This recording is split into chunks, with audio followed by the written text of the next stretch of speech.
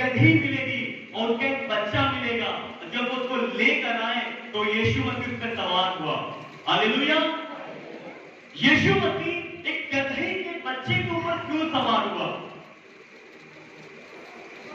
यीशु एक राजा है और राजा एक रथ के ऊपर सवार होकर जा सकता है, एक हाथी के ऊपर सवार होगा, घोड़े के ऊपर सवार होगा।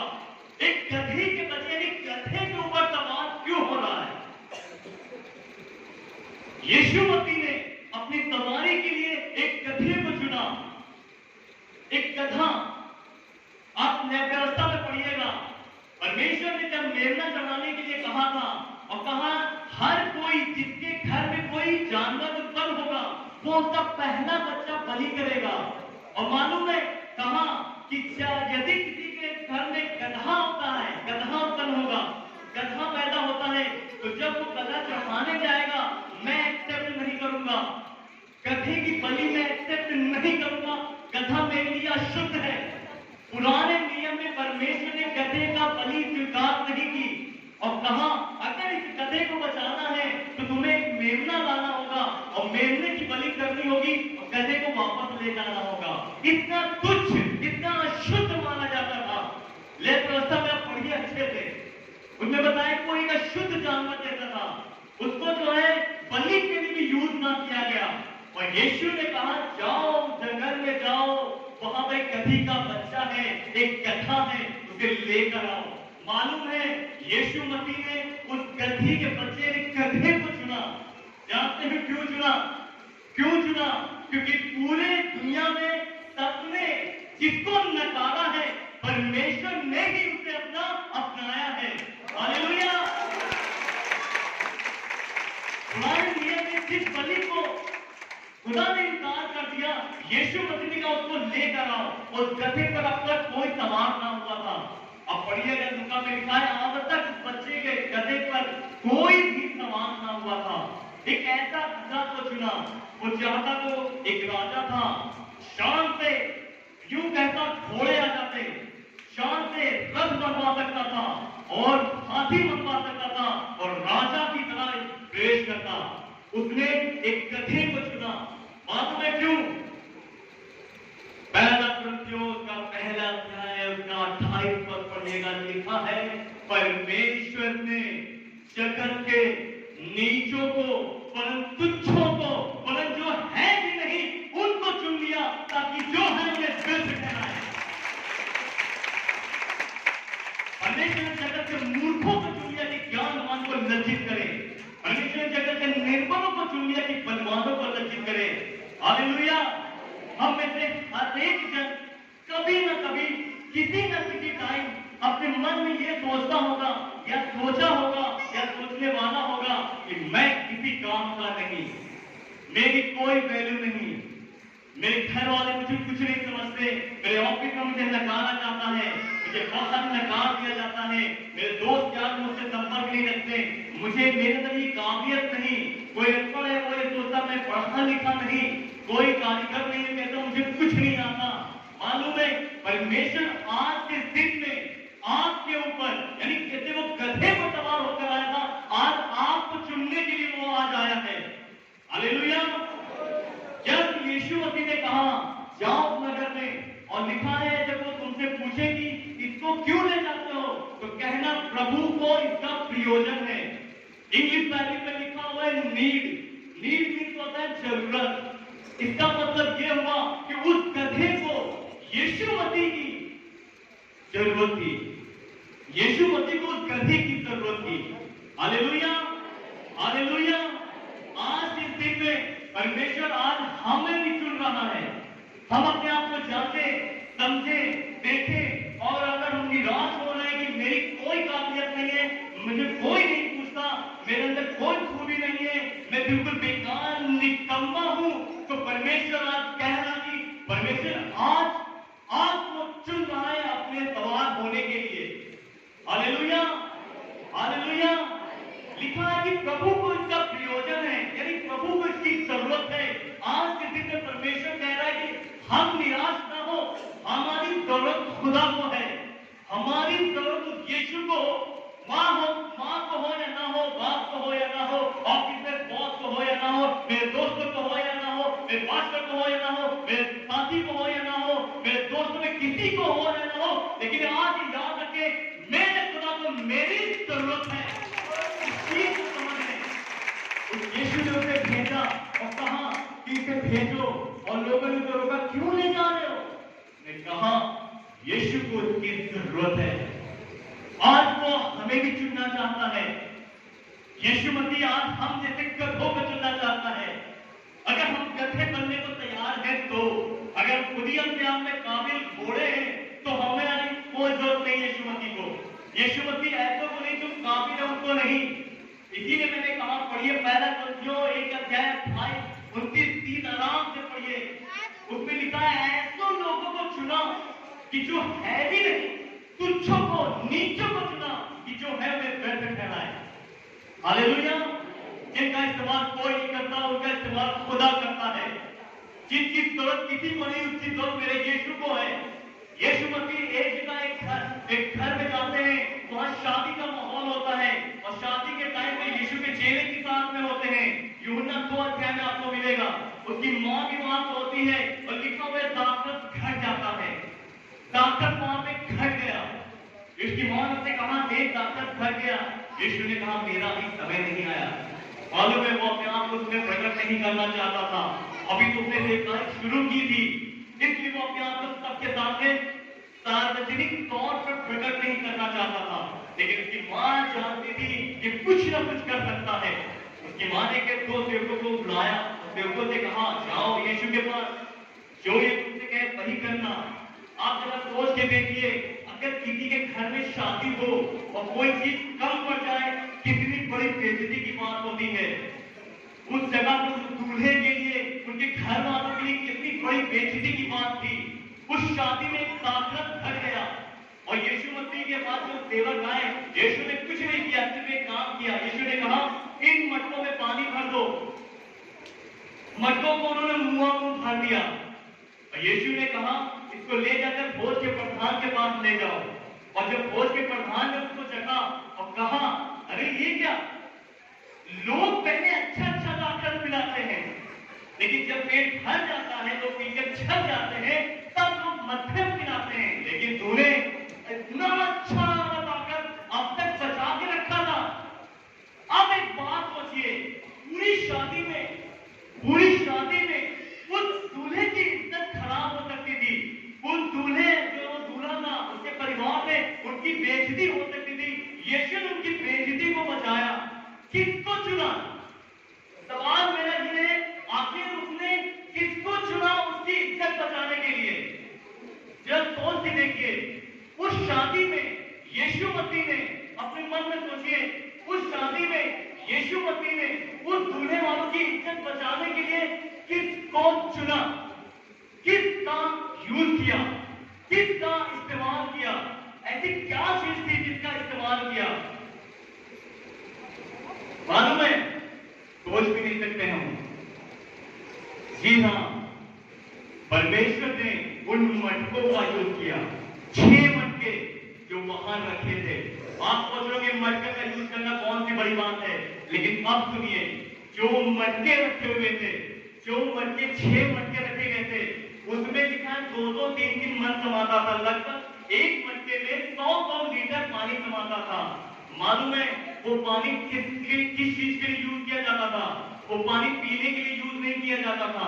उस मटकों में जो भरा पानी था उसका इस्तेमाल हाथ धोने के लिए, पैर धोने के लिए, बर्तन धुलने के लिए इस्तेमाल किया जाता था। वो मटके जिनके अंदर पानी भरा हुआ था, जिसका इस्तेमाल सिर्फ हाथ धोने के लिए, पढ़िए लिखा होगा कि शुद्ध करने की रीति के अनुसार 6 मटके रखे हुए थे। यानी कि वो हाथ पैर धोने और बर्तन धुलने के लिए मटके रखे थे। मालूम है, जो मटके कभी यूज ना होते थे अच्छे कामों के लिए, जिन मटकों का लोग यूज सिर्फ हाथ पैर धोने के लिए करते थे, जिन मटकों को तुच्छ बेकार समझकर बिल्कुल कोने में रख दिया गया था, परमेश्वर ने उसी मटकों का यूज किया उसकी इज्जत बचाने के लिए।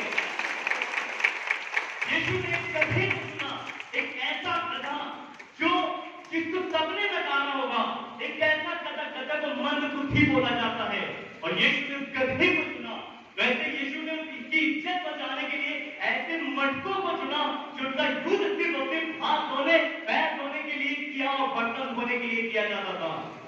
उसका यूज उसने ऐसे कन्वर्ट किया कि वो ताकत बन गया, वो मुंह में गया और उसने बोझ के बढ़ाने कहा, वाह क्या ताकत है। लोग अच्छा बनाते हैं जब लोग पीछे छत जाते हैं तब मध्यम, लेकिन उन्हें इतना अच्छा, वो मटके आप हैं, वो मटके हम हैं जिनका इस्तेमाल अब तक बेकार के कामों में किया गया है, लेकिन यीशु आज कह रहा है, सुन ऐ मटके मैं तुझे भरूंगा और तेरा इस्तेमाल बहुत ही ऊंचे कामों के लिए करूंगा। अपने आप को जान, आपको निराश मत कर। यीशु आज आपसे हमसे भी ये कह रहा है, अपने आप को खोदना बंद कर। आज यीशु एक गधे पर सवार होकर प्रवेश कर रहा है एक ऐसे नगर में जो यरूशलेम का नगर था। उस नगर में प्रवेश करने पर उसका एक योजना थी। याद रखिए, यीशु मसीह ने जो यरूशलेम में प्रवेश किया वो इत्तेफाक नहीं, एक योजना के तहत हुआ। एक योजना जो जगत की उत्पत्ति से तैयार की गई थी कि मसीह यहाँ आएगा, और जिसके विषय में जकरिया भविष्यवक्ता ने भविष्यवाणी भी की थी कि वो जो मसीहा होगा गधे के बच्चे पर आएगा। उस भविष्यवाणी को यीशु ने पूरा करने के लिए गधे के बच्चे पर सवार हुआ। ऐसे गधे पर जिसका इस्तेमाल कोई नहीं करना चाहता, राजाओं का राजा एक गधे के बच्चे पर बैठ के आया। मालूम है, आज के दिन में हमें सोचने की जरूरत है। दुनिया कुछ भी कहे, आप कमरे में जाइए, कहिए सुन, तुझे कोई पहचाने ना पहचाने, वो तुझे माने या ना माने, मैं बिल्कुल बेकार ही सही दुनिया की नजर में, लेकिन यीशु को मेरी जरूरत है। यीशु ने मुझे चुना है और यीशु आज मेरे पर सवार होने के लिए आया है। हालेलुया। यीशु मसीह ने उसमें प्रवेश किया और शैतान को ललकारने के लिए, ऐ शैतान मैं आ रहा हूं तुझे भगाने के लिए। Hallelujah, hallelujah. इसके जब आगे पदों को पढ़ेंगे क्या लिखा हुआ है। चेलों ने जाकर जैसा यीशु ने कहा था, जैसा यीशु मसीह ने कहा था वैसा ही किया। उस गधे के बच्चे को लेकर आ गए और गधे और बच्चे को लाकर उन पर अपने कपड़े डाले, उसके गधे के बच्चे पर अपने कपड़े डाले और उन पर बैठ गया। तब बहुत सारे लोगों ने अपने कपड़े मार्ग में बिछाए। जब वो जा रहा था, बहुत से लोग अपने अपने कपड़े रास्ते में बिछा रहे थे। आगे अन्य लोगों ने पेड़ों से डालियां काट कर मार्ग में बिछाई, जो भीड़ आगे आगे जा रही थी और पीछे पीछे चली जाती थी, पुकार कर कहती थी, दाऊद के संतान की खोज करना। Hallelujah, hallelujah. कि जब वो चेले उस गधे के बच्चे को लेकर आए, उन पर अपने कपड़े डाल दिए। आप चारों नियम पढ़िएगा, चारों सुसमाचार पढ़िएगा, मत्ती, मरकुस, लूका, यूहन्ना। मालूम है, चेलों ने अपने कपड़े सबसे पहले बिछाए उस गधे के ऊपर और यीशु मसीह में सवार हुआ।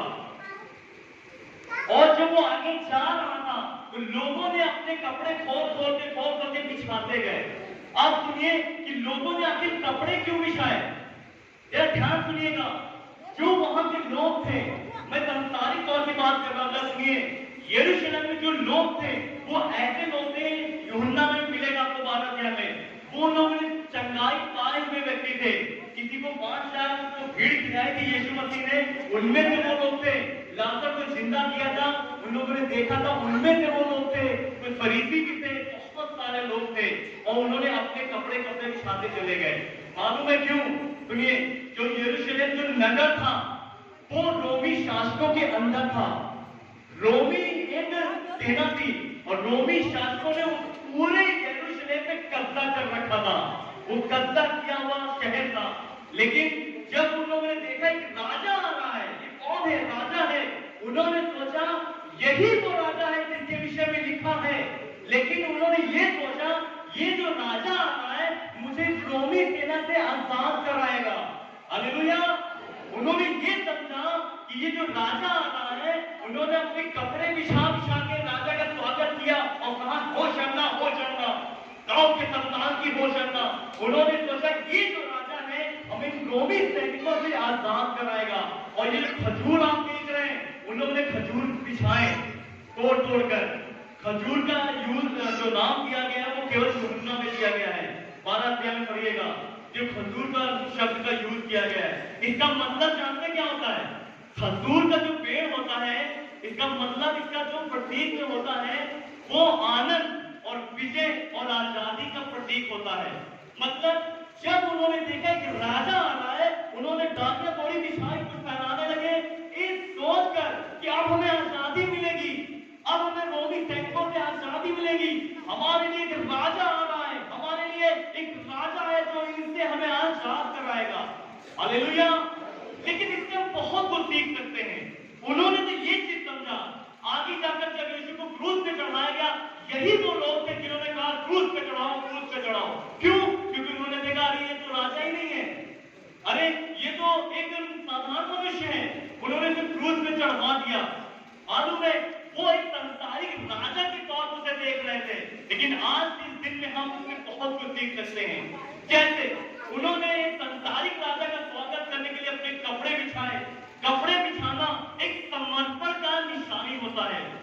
हम उस राजा के स्वागत में हम अपने कपड़े बिछाएं, वो एक समर्पण की निशानी होती है। मतलब जैसे यीशु मसीह जा रहा था, लोग अपने कपड़े बिछा रहे थे, आज हमारे बीच में यीशु मसीह आ रहा हो तो हम क्या करेंगे? क्या हम ये कपड़े खोल खोल के बिछाएंगे? जी नहीं। यीशु मसीह अगर आ रहा है हमारे जीवन में, हमारे घर में, हमारे परिवार में, तो वो चाहता है हम उन जो काम है, गंदे काम, जो पाप से भरे हुए कपड़े हैं, उनको खोल खोल के उसके आगे बिछा दें। हालेलुया। यीशु मसीह चाहता है कि जैसे वो इंटर होना चाहता है, वो चाहता है कि हम अपने गंदे कामों के कपड़े उतार डालें।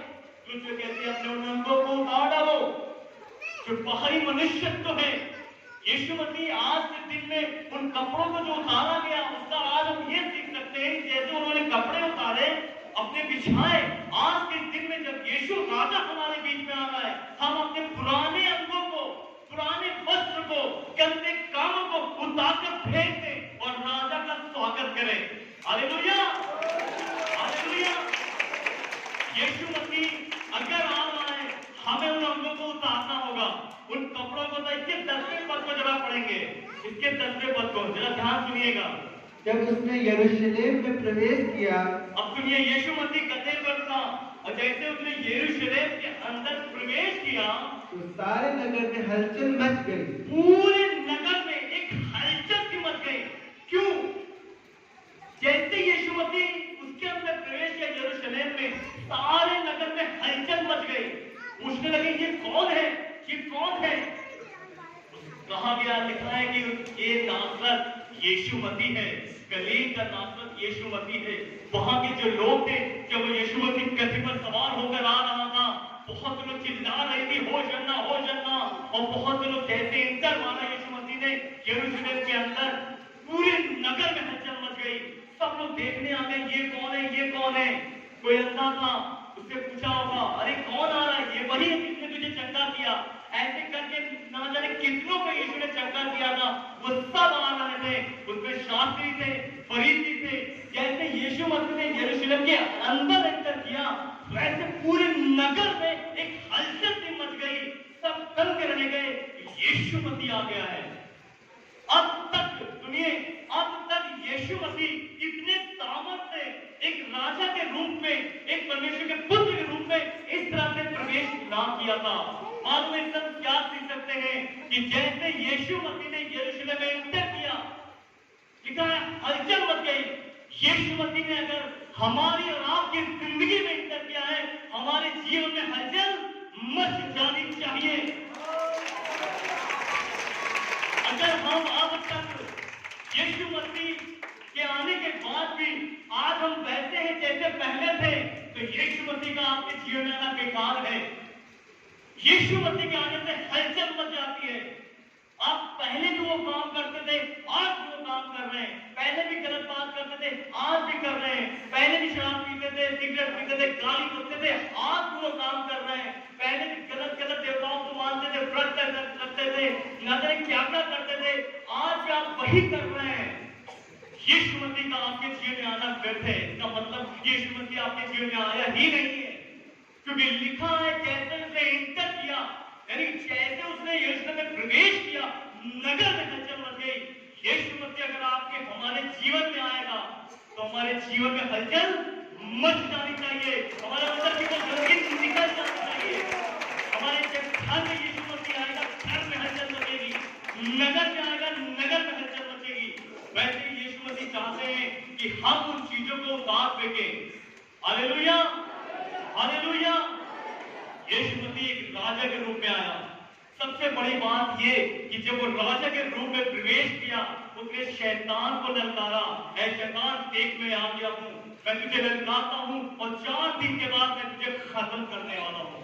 विजय इसीलिए लिखा हुआ है यहाँ पर हेडिंग में कि विजय प्रवेश। क्या लिखा हुआ है? ये विजय प्रवेश मतलब entry of victory, entry of victory, यानी कि विजय का प्रवेश हो रहा है। उसने ऐलान कर दिया, शैतान देख मैं आ रहा हूं। आज का दिन मेरे लिए स्पेशल इसलिए है कि यीशु मसीह ने उस गधे को चुना, मुझे चुना। आज का दिन स्पेशल इसलिए है कि उनको अपने कपड़े उतारे, हम अपने अंगों को जो गलत कामों को ताक कर फेंक रहे हैं यीशु के सामने।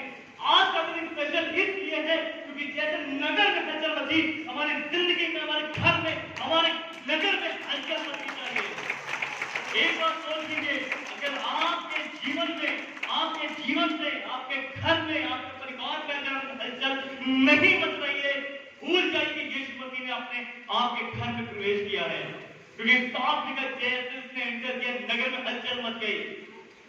लूका 19:40 कहता है, यीशु मसीह को उन लोगों ने कहा, अरे सुनो यीशु, ये क्या हो रहा है, ये हुल्लड़ क्यों मचा रहे हैं, इन्हें डांट, ये चुप रहे। यीशु ने कहा, सुनो, अगर ये चुप हो गए, ये पत्थर चिल्ला उठेंगे।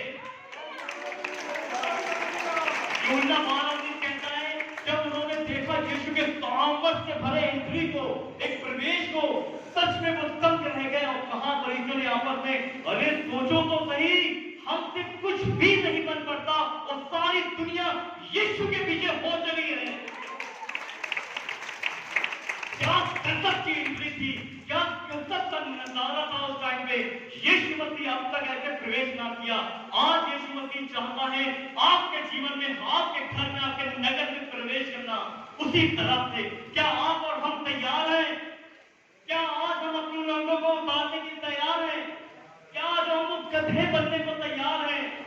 क्या आज हम अपने दिल को खोलने को तैयार हैं? यीशु मसीह आज हमारे घर में, हमारे दिल में एंटर करना चाहता है, लेकिन शर्त यह है कि हमें उन चीजों को उतार कर फेंकना होगा, वो काम को छोड़ना होगा। यीशु मसीह जैसे लिखा हुआ है, जब वो गधा चल रहा था, लोग अपने कपड़े बिछा रहे थे। मालूम है क्या हो रहा था? कुछ नहीं। जब यीशु वहां से गुजर रहा था ना, उसकी इतनी ताकत थी कि लोग जहां यीशु मसीह प्रवेश करता है ना, वहां लोग अपने अपने गंदे काम उतारे फेंकना शुरू कर देते हैं। अगर यीशु मसीह आपके जीवन जैसे घुसेगा, आप खुद अपने उन रंगों को छोड़ना शुरू कर दोगे। मैं गाली नहीं करूंगा, मैं बुराई नहीं करूंगा, कोई काम नहीं करूंगा, अपने उन रंगों को ताव उतार फेंकना शुरू कर दोगे। लेकिन अगर ऐसा नहीं है, आज में वही काम कर रहे हैं, तो सोच लो भाई, आज तक यीशु आपके अंदर एंटर नहीं हुआ है। हालेलुया। अगर आज के दिन में हम चाहते हैं यीशु हमारे जीवन में प्रवेश करे एक राजा की तरह, सच में क्या अद्भुत नजारा था। यीशु मसीह राजा की तरह जा रहा था और लोग होशंगा कह रहे थे। तो वहां के ईसाई देख के दंग रह गए। यीशु चाहता कि आपके मोहल्ले में, आपके घर में, आपके नगर में लोग देखकर दंग रह जाए, आपके कामों को, आपके विचारों को, आपके गलत कामों को छोड़ने के द्वारा। लोग कहे, अरे ये तो वही है शराब भी कर रहा, क्या बात है, ये लोग बदल गए। लोग यही वो गाली बकता था, क्या बात, इसने बदल दिया। मालूम है लोगों में हलचल मचना शुरू हो जाएगी। लेकिन कब होगा? जब हम उन चीजों को समझेंगे, मानेंगे। अगर आज भी लोग आपको देखकर ये नहीं कहते कि भाई तू तो सच में बदला ही नहीं, बदल गया है, तो समझ लेना कि आपके जीवन में यीशु नहीं आया।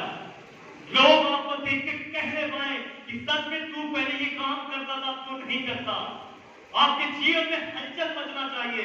जैसे उस नगर में यीशु के आने से हलचल मची, यीशु चाहते हैं आपके जीवन में आना और आप अपने जीवन के द्वारा जैसे गधे पर यीशु मसीह सवार होकर गया, जैसे गधे पर यीशु मसीह सवार होकर गया, लोगों ने गधे को नहीं देखा, गधे को देखकर नहीं उन्होंने कपड़े उतारे, गधे को देखकर नहीं थालियां वो उठाई, गधे को देखकर नहीं हलचल मची। यीशु मसीह को देखकर लोग आपको देखकर नहीं, आप मर जाओ, आपके अंदर यीशु मसीह सवार हो जाए, तब लोग जब देखेंगे ये व्यक्ति बिल्कुल अलग है, तब लोगों के दिलों में हलचल मचेगी। Hallelujah, hallelujah. आज का ये दिन यीशु मसीह का विजय प्रवेश है और यीशु मसीह आज आपके जीवन में, आपके दिल में, आपके घर में आना चाहता है। हालेलुया। प्रभु आपको आशीष दे।